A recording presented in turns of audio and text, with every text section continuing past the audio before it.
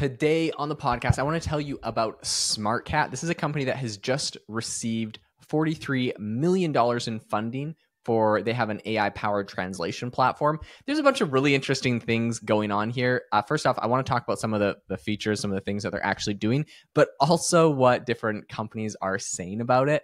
I think earlier this year, or maybe it was last year, Time Flies, I believe it was Gizmodo that shut down like all of, I think, their Spanish section of their site.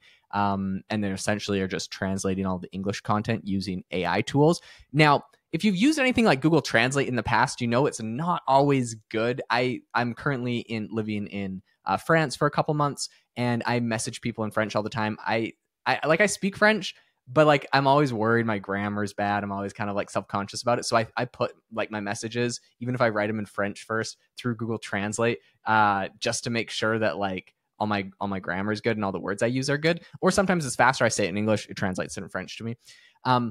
But what I do notice is like I'll look at the translation, and while it is like technically correct, I'm like, nobody says this phrase this way in France. And so like sometimes I'll change like the English input to be like, it sounds like funny in English, but I know like it translates correctly into French. In any case, this is not a problem I see as much with AI generated translations, because they're understanding more of like what's actually being said. So I believe that AI translations are actually better than like Google Translate or something like that. And apparently $43 million just got put into a company. So it seems like this is a thesis that is agreed upon. So I want to tell you a little bit about SmartCat. But first, I want to tell you that I think the number one investment I ever made, whether I was like financial or time-wise, into myself and my businesses, was in starting a podcast. Obviously, I'm biased. I'm telling you this from a podcast right now. But this is something that has taken my career to a completely different place. I've been able to network with, founders of billion-dollar companies that have raised hundreds of millions of dollars, had them on the podcast, talked about what they're doing, gotten amazing insights, added them to my network. And all of this is thanks to this podcast. So if you have ever thought about starting your own podcast, which I highly recommend you do, I think it's one of the best ways you can elevate your personal brand, you can elevate your network and your business, get actual customers. I have a podcast course that I've just launched, and there is a link in the description to that course. It is probably one of the most useful, no, not probably, it definitely is the most useful podcast course you'll ever take. It covers how I went from 0 to 4 million downloads on my podcasts, all of the steps I did, everything about production, getting guests, growing the podcast organically, no ads, for free, just organic growth. How I was able to do that and everything in between. So go check it out if you're interested in starting a podcast, link in the description. Let's talk about what is going on with SmartCat. So the first thing I want to talk about is some of the, I guess, skeptics that are kind of in this space. If you go and there's recently an article on TechCrunch about SmartCat, and I just want to read you this quote from it because I thought it was so funny. It said, "Can AI ever fully replace translators? Not likely. AI translations tend to lack the lexical richness of their human translated counterparts, mainly because AI models make choices based on probability, not lived experience." Okay, so I get where they're coming from. Like, I don't think AI could probably replace my podcast, because when I talk to you about like podcasting, or when I talk to you about like AI companies, it's like I'm actively working on AI startups, so I can bring in like war stories of things I'm like actually doing or seeing or consulting people on. And so, yes, I think lived experiences are not there. But I think that TechCrunch is completely wrong on this point, that like AI translations are not as good as a real human, because a translation is taking what I'm actually saying, I'm already giving it the lived experience and all of the value, and it's just changing it into another language. So I actually think that AI translations are just as good as human translators, maybe better, because maybe there could be less bias. You get a human translator that like does or doesn't know certain words, and they like sort of translate it differently than what you would have wanted.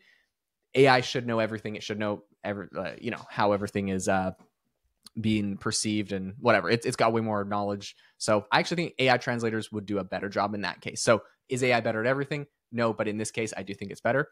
So SmartCat, they were founded just back in 2016. So this is not a very old company.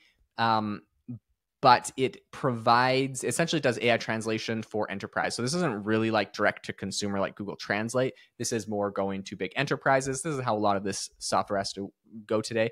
Right now, they said that they have over 1,000 corporate customers, and I think it's about like 20% of the Fortune 500 is currently using them. So overall, obviously impressive. They have local and international governments that use them, and a bunch of large global companies as well. So their CEO is Ivan Smolnovkov, who is a co-founder CEO. He was a psychiatrist at the Russian Academy of Sciences, and he kind of specialized in fiber optic materials. So later he founded Abby LS, which was a language service company. This was essentially where his company here, SmartCat, was incubated. He left that back in 2016, and then he just focused exclusively on SmartCat. I think he probably saw that they were onto something, and so he was diving into that. What's their business model, right? Like, how does this actually operate? Essentially, they're trying to, quote unquote, modernize the traditional translation agency model. This makes sense. Before AI tools, even like, and I believe, Google Translate was even worse. I used to do like a lot of SEO work for travel companies. That was kind of like my background's in marketing. So it was kind of like my early work days. And Google Translate was not good enough. So we would hire agencies. We'd hire people that spoke other languages to do the translations for us. So all in all, it was really expensive and it took a long time, and they charged you per word, and everything about AI is cheaper and faster today. So I think they probably understood that. Right now they have, as far as like their different services that they offer with SmartCat, they have a bunch of different tools and apps that essentially are helping you to write. They have like a bunch of different areas that they're helping you write, which is like e-learning courses, websites, files, software, and they do about 270 languages, which is honestly really, really impressive. That's huge. I mean, but to be fair, like ChatGPT does like all of this, right? So I'm curious to see like what the main differences they have other than just me, I don't know, doing all of this with ChatGPT. Now, I think some of the bigger things that they can do is there's like actual software integrations that are automatic, and I think that there is value in that, definitely, right? It's not just a wrapper on top of ChatGPT. If they have a tool that integrates with all of your files, for example, kind of like what Dropbox is doing, where they can help you access or ask questions about your files that are in your Dropbox, I think there's a lot of value in that because it's kind of built into the processes you already do. You don't have to copy and paste it into ChatGPT. It's kind of like automatically there. So that I see a lot of value in. So they have not trained their own models. They use what they call a matching engine, which is essentially they're going to use third-party models, which they say are suited to the content and the language. Now, what this really means is, like, pretty much I'm developing something very similar with AI Box, where like when you're trying to like generate a prompt for something, we use some of the, for example, we would use something like GPT-4 or a different, even cheaper, faster model to like look at the prompt originally, determine what the person is trying to do, if they're trying to generate an image or a video or whatever, and then we send it to like a recommended model. So we have like a smart mode essentially. So if you don't want to have to sort through the models and pick one, we have a bunch of parameters. You can just give it your prompt and we can decide what type of content you're trying to produce, and essentially spit it out that way. So they're doing this. They're calling it a matching engine, and maybe they have some home baked stuff for that.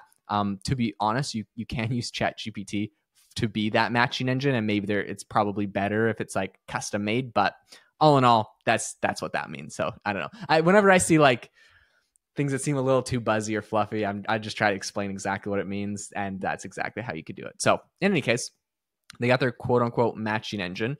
They're going to send it then to a third party model. So that means that there's no special model. They're just like, oh, okay, Anthropic's Claude is the best at Spanish, which I don't know if it is, but let's just say it was. Or more likely, because I think Anthropic and ChatGPT can do a lot of like the Latin languages very well, more likely they'd be using it for like, they'd be using something like Quen for like Chinese, for Mandarin. And, I doubt ChatGPT is going to be as good as Quen, which was trained on a Chinese data set to be doing Mandarin. So stuff like that. I think there's like certain AI models that might be a little bit better, and they're essentially just determining that. In any case, They say that they fine-tune translation models when necessary, especially for companies with large data sets of really commonly used phrases. So that's interesting. They're adding some like extra stuff there. They have translation support. So obviously AI makes mistakes. They kind of offer access to a whole bunch of translators and copy editors to review it, which of course that's an extra fee, but I do think that's an interesting and like that's a useful add-on, right? Like if you're a big company, you got a big budget, you get everything translated very quickly and cheap with AI, but you're like, oh yeah, we just want to make sure it's good. You send this over to actual human translators to go verify, look through, and just see if there's anything that could be tweaked or changed. I think that there's a lot of value in that, especially if you have a bigger budget. For people with smaller budgets, you know, they just forget about it and just hope that it's good. But essentially AI, or clients, they can choose from AI translation, human translation, or a combination of kind of using those two together. So they kind of have the both, which to be honest, I think that AI can do everything just as well or better, to be honest. But there's some big companies that might not believe it, and so it looks like they don't want to cut off all those old companies, and they want to keep people on to use both. So anyways, very, very interesting. I think this is a really exciting round of funding. This $43 million. This is the Series C. It was led by Left Lane Capital. So total SmartCat has raised $70 million. They're going to be using this money to essentially expand. They have about 200 people on their team right now, well, in product development, marketing, sales, and whatnot. So they're going to be growing all of that. The global market for machine translation solutions, apparently it's at about $978 million as of 2022. So it's supposed to grow about 13% every year till 2030. So there should be a lot of room to grow in this. I'm excited to see what this company does. I think it's overall a fairly good niche in industry, and I'll definitely be following it closely.